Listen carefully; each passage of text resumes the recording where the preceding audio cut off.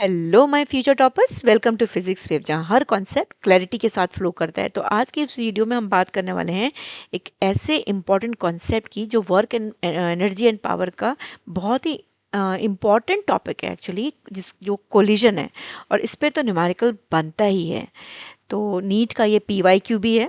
लेकिन उससे पहले क्विक रिमाइंडर, अगर अभी तक आपने चैनल को सब्सक्राइब नहीं किया है तो प्लीज़ जल्दी से सब्सक्राइब कर लीजिए ताकि कोई भी इंपॉर्टेंट कॉन्सेप्ट मिस ना हो। Okay, so let's start. Question में पहले पढ़ लेते हैं क्या दे रखा है हमको। Two bodies A and B of same mass undergo completely inelastic one dimensional collision. The body A moves with velocity v1 while body B is at rest before collision. Now the velocity of the system after collision is v2 and then we have to find the ratio v1 ratio v2। ठीक है, तो question में दिया है A और B दोनों का mass same है। तो हम सपोज ये लेकर चलते हैं, हमारे पास ये हमने ले लिया बॉडी A और ये हमारे पास है बॉडी B। ये हम बात कर रहे हैं before collision, right? This is before collision. ये हमने ले लिया। अब इसकी वेलोसिटी दे रखी है v1, लेकिन ये जो है हमारा बॉडी क्या है, रेस्ट पर है, राइट? अब हम बात करते हैं आफ्टर कोलिजन, जब दोनों कोलाइड हो जाएंगे। तो दोनों कोलाइड हो जाएंगे तो क्या दे रखा है, they will move as a system with some velocity. एक इसमें इंफॉर्मेशन दे रखी है कि इनइलास्टिक कोलिजन है। इसका मतलब क्या है, कोलिजन के बाद दोनों बॉडीज साथ मूव करेंगी और मोमेंटम कंजर्व रहेगा।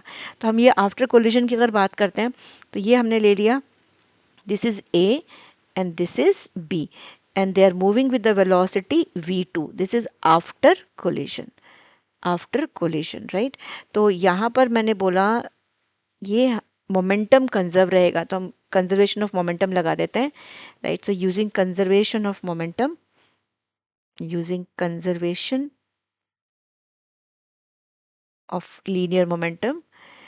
और मोमेंटम कंजर्वेशन क्या होता है, initial the momentum before collision equal to momentum after collision. तो मोमेंटम को फॉर्मूला हमें मालूम है, m into v, mass into velocity. तो हम यहाँ पर लिख सकते हैं इनिशियल मोमेंटम की अगर मैं बात कर रही हूँ तो इनिशियल मोमेंटम, दोनों बॉडी के मास सेम दे रखे हैं ना हमको। इसका मास भी m है, इसका मास भी m है, ये भी m है, ये भी m है, राइट? तो अगर हम बिफोर कोलिजन की बात करते हैं तो m into v1 plus m into 0 because the body B is at rest.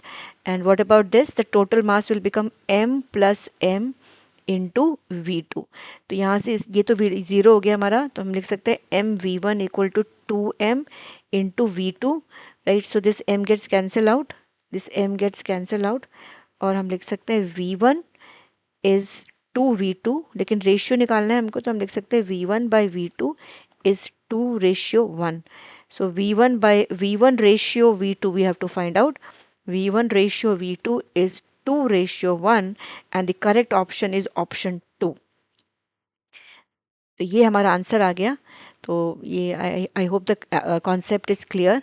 और एक बहुत इंपॉर्टेंट चीज़, नॉलेज बांटने से ही बढ़ती है, तो अब भी अपने दोस्तों के साथ ये वीडियो शेयर करें। और मिलते हैं नेक्स्ट वीडियो में एक और इम्पॉर्टेंट कॉन्सेप्ट के साथ। Till then keep learning and keep riding the physics wave.